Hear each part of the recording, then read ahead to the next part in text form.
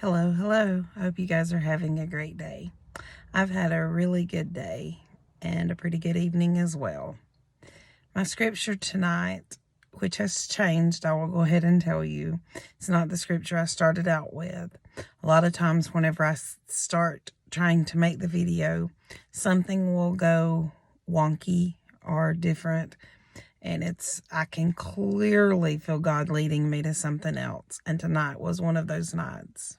So I hope that the scripture that I wound up with blesses your heart as much as it blesses mine. The scripture is from Matthew chapter 16. And it starts in chapter 6. Let me start over. Matthew chapter 16, starting in verse 13. When Jesus came into the coast of Caesarea Philippi, he asked his disciples, saying, "Whom do men say that I, the Son of Man, am?" And they said, "Some say that thou art John the Baptist, some say Elias, and others say Jeremiah, or one of the prophets." He saith unto them, "But whom saith ye that I am?" And Simon Peter answered and said, "Thou art the Christ, the Son of the living God." And Jesus answered and said unto him, "Blessed art thou, Simon Bar-Jonah, for the flesh and blood hath not revealed it unto thee, but my Father which is in heaven. And I say also unto thee that thou art Peter, and upon this rock I will build my church, and the gates of hell shall not prevail against it. And I will give unto thee the keys of the kingdom of heaven. Whatsoever thou shalt bind on earth shall be bound in heaven, and whatsoever thou loosed on earth shall be loosed in heaven." And I love that scripture for several reasons. There's so many different points that I can pull from it.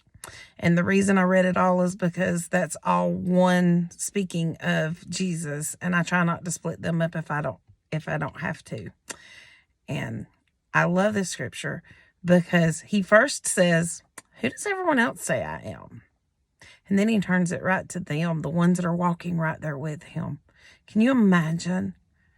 I know my walk with the Lord gets sweeter every day, but I'm walking by faith. Can you imagine actually having him in the flesh to walk with him and be touched and anointed and just fed into by him? That would be such an amazing thing.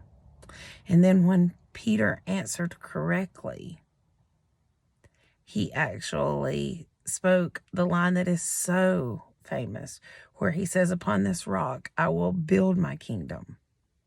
It's on the truth of who he is, that he is Jesus Christ, the Son of the Most High God, and one that was once dead and is now alive. And if that doesn't bring you joy, then I don't know what could.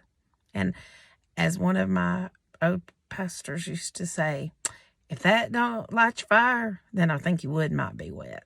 And I hope your wood's not wet tonight. Hope you have a great night, and I hope you know that I love you.